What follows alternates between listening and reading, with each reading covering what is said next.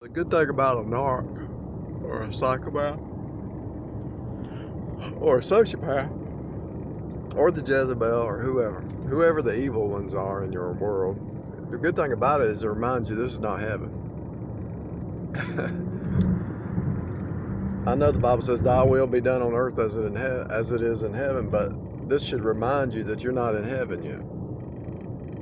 The narc, the psychopath, the sociopath, the con artist, the liar, the cheater, this is not your home.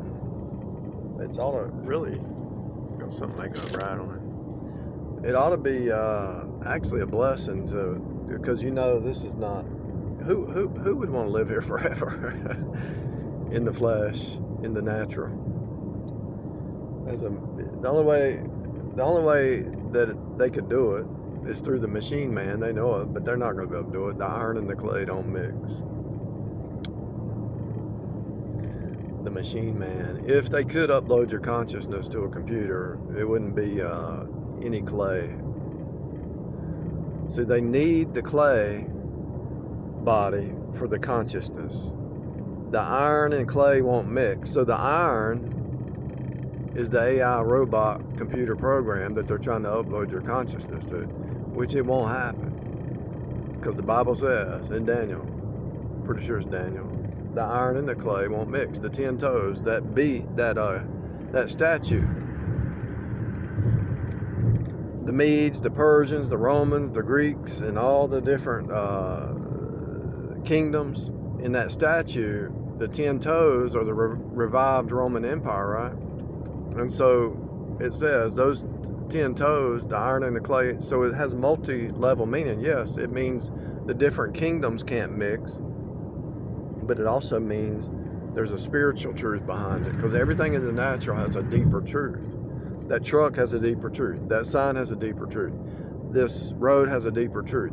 This is the way, the roadway. Jesus is the way. Everything has a deeper spiritual truth.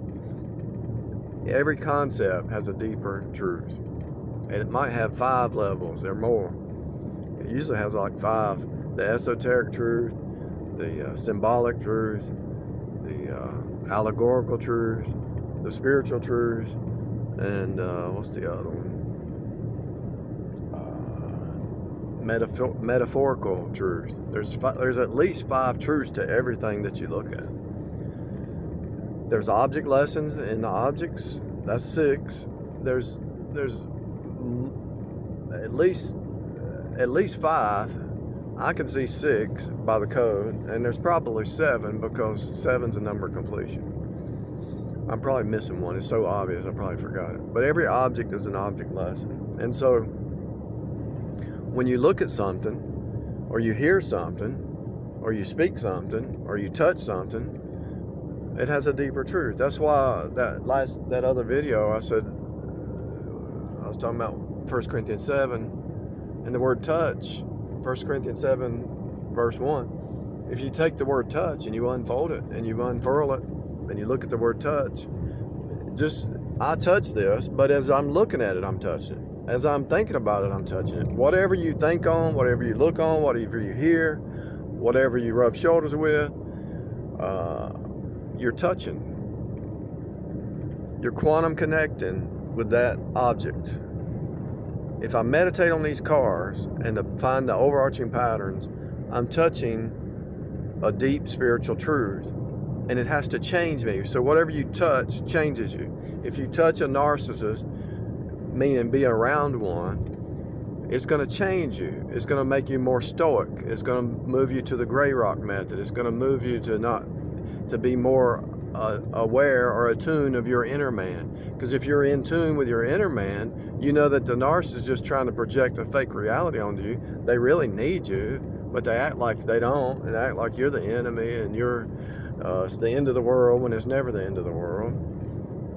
If you get fired from a job, you can get another job. It's easy. But they need you. If they abandon the home, there's another person you can be with. If your friend says, I'm leaving, all right, see you later. I'll find another friend.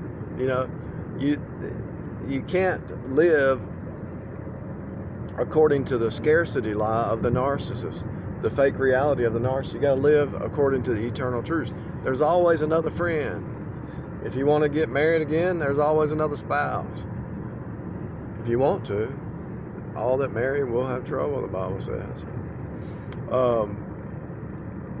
If you want peace, there's peace. You just have to step into it. You can start a new life at any moment. You don't have to stay where you're at. You can start a new life at any moment. Anytime you want to.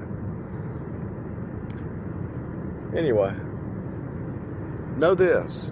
If you want to outlive the narcissist, don't drink, don't smoke, don't overeat, do some fasting, cut back sugar, don't eat sugar. You'll be healthy, wealthy, and wise because sugar affects your mind, depresses you, and you'll outlive the narcissist. They'll be over there feeling bad, and you'll be over there doing push-ups.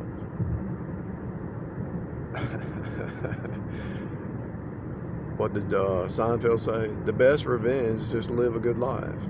You don't need to get revenge on anybody because God gets revenge. Romans 12:21. Don't take vengeance because God will take vengeance. But if you take vengeance, he won't work. That's in the Bible. That's in the Bible. It might be in Deuteronomy or somewhere. But if you try to take vengeance, God ain't going to take vengeance. It's already, see, God sees the whole picture. He knows why that person is sick, and he knows why that person is doing what they're doing.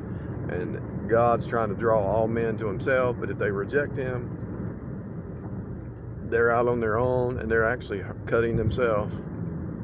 Because iron sharpens iron and the flesh cuts the flesh. So if they're in the flesh, all they do is cut the flesh. That's all they have. They have no spiritual awareness, spiritual ability to rise up above the sine wave. The waves drown them. They have no, like if you're out on the ocean and a piece of wood goes by, grab hold of it. It represents the cross, the wood. Through the sign. If you're in a boat, jump in. I mean, if you got a boat, jump in. If somebody throws you a lifeline, grab hold of it. That's why it's called a lifeline. And actually, the word line goes back to like a line, a verse, or a sentence, or whatever. A sentence is a sentence. If you speak a sentence, you're pronouncing your sentence. If you're speaking negative, you reflect negative. If you speak positive, you're reflecting positive. A sentence is your sentence. You go to the judge for a sentence. So every sentence you speak is your sentence. See, it's right here in front of you. It's right here. This guy, every time I move up, this guy pulls up. Right beside me. Like, trying to figure out what I'm doing, I guess, talking on the phone. People, the body language, the macro expressions, the micro expressions, the words, everything reveals the heart, reveals the character, because you're a character in a script. That's why they call somebody a strange character or whatever. You're a character in the script. Anyhow, that's enough for today.